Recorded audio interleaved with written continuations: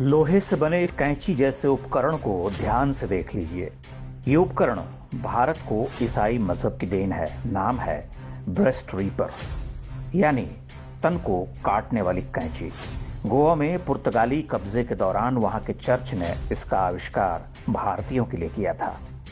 Church जिन स्त्रियों को सजा देना चाहता था, उनके स्तन ऐसे ही ब्रेस्ट रीपर से काट लिए जाते थे। बड़ी संख्या में हिंदू स्त्रियां इस हथियार का शिकार बनी। कई बार ईसाई बन चुकी महिलाओं को भी यह सजा दी जाती थी, क्योंकि उन पर संदेह होता था कि वो घर में चोरी छिपे हिंदू देवी देवताओं की पूजा करती हैं। पुरुषों के लिए भी यह अपराध था। उनके लिए दंड की अलग व्यवस्था थी। उस दौर में गोवा में धार्मिक रीति रिवाज तो दूर, घर में तुलसी का पौधा लगाना भी अपराध था। 16वीं शताब्दी के आरंभ में ही गोवा पर पुर्तगालियों का अधिकार हो गया था। इसके बाद से ही स्थानीय हिंदुओं पर अत्याचार शुरू हो गए। लोगों को बलपूर्वक लालच देकर ईसाई बनाने का काम शुरू हुआ। लेकिन वर्ष 1560 में पोप के आदेश पर इंक्विजिशन की शुरुआत हुई। इंक्विजिशन एक तरह की मजहबी अदालत होती है जो उन लोगों को सजा सुनाती है जो चर्च के नियमों का पालन नहीं करते। इसे गोवा इंक्विजिशन के नाम से जानते हैं। वर्ष 1812 यानी 250 साल तक गोवा में रोमन कैथोलिक चर्च ने हिंदुओं पर अत्याचार का जो चक्र चलाया, वैसा उदाहरण विश्व के इतिहास में कहीं और नहीं मिलता। हजारों लोगों का धर्मांतरण कराकर उन्हें ईसाई बना दिया गया। जो लोग चर्च का आदेश नहीं मानते, उनके लिए मौत की सजा तय थी। पुरुषों को टॉर्चर चेंबर में डालकर या जिंदा जलाकर मार दिया जाता था और महिलाओं के लिए इस ब्रेस्ट रीपर का प्रयोग किया जाता था। गोवा इंक्विजिशन के पहले 100 साल में ही 16,000 से अधिक लोग मार दिए गए। बाद के सारे रिकॉर्ड्स वहां के चर्च ने जला दिए।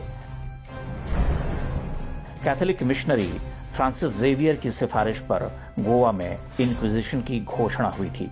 ऐसे ही शानदार कामों के लिए फ्रांसिस जेवियर को मरने के बाद संत की उपाधि दी गई। आज भारत में सेंट जेवियर्स के नाम से कई कॉलेज और दूसरी शैक्षणिक संस्थाएं चलती हैं।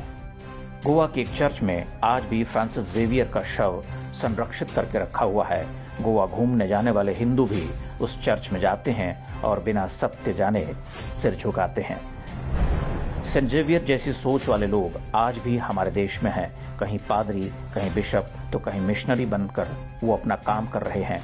आज वही कट्टरपंथी ईसाई हम भारतीयों को मानवता, समानता और मानवाधिकार का पाठ पढ़ाते हैं। लोग गोवा इंक्विजिशन की कहानी भूल चुके हैं। स्वतंत्रता के बाद कांग्रेस की सरकारों ने स्कूली किताबों से इस अत्याचार की कहानियां लगभग पूरी तरह मिटा दी। न तो पोप न पुर्तगाल के शासकों ने कभी अपने इस पाप के लिए भारतीयों से क्षमा मांगने की आवश्यकता समझी। पूरे 250 वर्षों तक किसी धार्मिक समुदाय पर अमानवीय अत्याचारों का ऐसा कोई उदाहरण विश्व इतिहास में नहीं मिलता।